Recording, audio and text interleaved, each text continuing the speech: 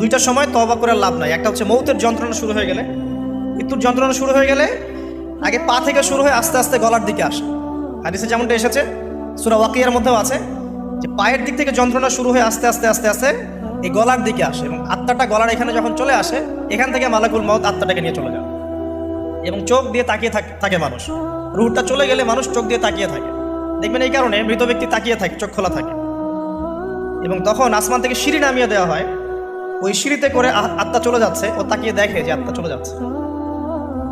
এবং মানুষ মারা যাওয়ার পরে চোখ জীবিত থাকে অনেকক্ষণ। মেডিকেল সায়েন্স যারা পড়েছে তাদেরকে জিজ্ঞাসা করবে, মানুষ ডেড হয়ে গেলেও চোখ দেখবেন আরও কয়েক ঘন্টা, হয়তো আরও নির্দিষ্ট একটা সময় পর্যন্ত চোখটা কিন্তু জীবিত থাকে।